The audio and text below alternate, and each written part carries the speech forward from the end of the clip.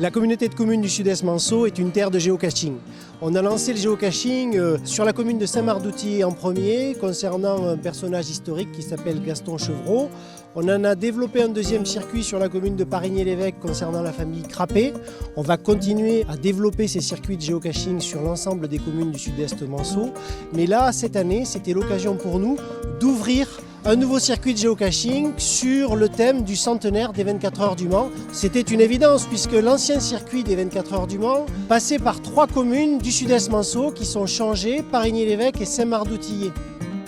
En partant du principe que le circuit de la Sarthe était passé sur le territoire, on a commencé à travailler sur le site de la Bibliothèque nationale de France pour collecter toute la presse et les photos qui avaient pu être faites à l'époque. Nos recherches nous ont emmenés en fait vers les 2 grands journaux de l'époque, les 2 grands journaux sportifs qui étaient l'Auto et La Vie au Grand Air, un hebdomadaire. On a collecté en fait une 50aine de journaux sur 3 ans pour arriver à ça.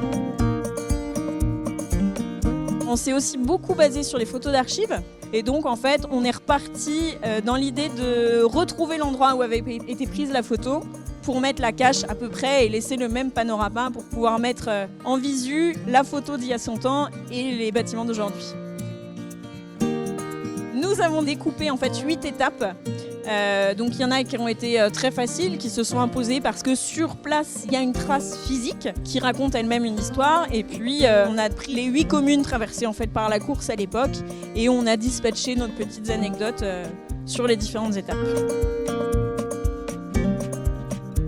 Pendant 6 mois, on a mis ça bout à bout pour raconter une vraie histoire en fait, de cette course qui a duré 3 ans, qui a été interrompue par la Première Guerre mondiale et qui en fait a lancé la dynamique de l'ACO pour arriver aux 24 heures du Mans 10 ans plus tard. On a été très surprise par la préparation technique de l'époque. Ça a été un des grands facteurs de choix d'ailleurs pour l'emplacement de la course. La Sarthe est en compétition avec d'autres départements. Et en fait, ils ont vraiment mis le paquet sur l'aspect sécuritaire de la course. Il y a eu des kilomètres et des kilomètres de barrières pour protéger le circuit. Les gradins ont changé plusieurs fois de place pour assurer la plus grande sécurité possible aux spectateurs. On a chaulé les routes. Ça a été des kilos et des kilos de chaux qui ont été déversés sur les routes. C'était vraiment un dispositif très impressionnant et aussi par rapport au nombre de gendarmes et de militaires déployés. Il y a eu un train affecté à l'armée pour venir encadrer les courses de cette époque. J'ai travaillé avec Cécile Hervé-Boscolo, la responsable du service communication tourisme du Sud-Est Manceau. Et de base, on n'était pas spécialement attirés par la course automobile. Et en fait, de se plonger dans ces archives, je pense qu'on est aujourd'hui plus calés que certains passionnés sur les modèles de 1911-1912, les marques qui ont aujourd'hui quasiment toutes disparu. Et surtout, je reconnais les champions en photo et ça se pas gagné à tout le monde. On pourrait se mettre à faire des conférences. On peut géocacher de 2 manières en Sud-Est Manceau. Si on n'a pas l'application géocaching, on peut utiliser nos supports papier qui sont disponibles soit en version PDF sur notre site internet, soit aller en mairie, dans les offices de tourisme ou dans les commerces, récupérer une plaquette.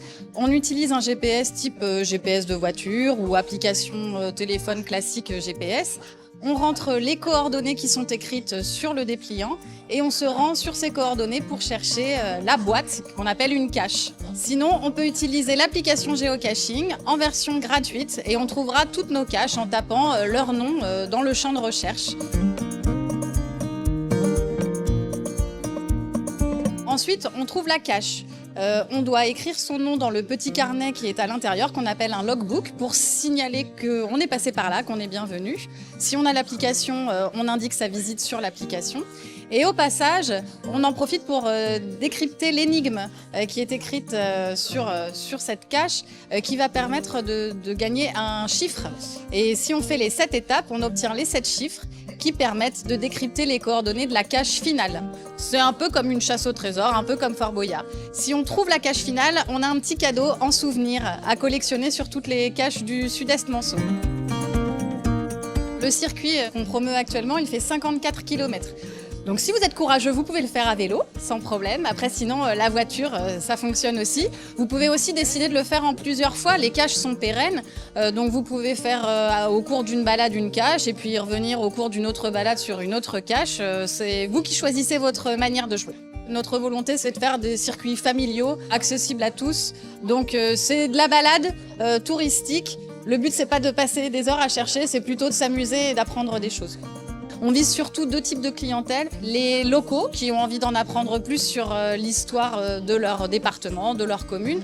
Et puis des touristes de passage qui, eux, ont envie de sortir peut-être du circuit pour lequel ils sont venus et puis de voir ce qui peut se faire ailleurs en Sarthe. Bonne chance!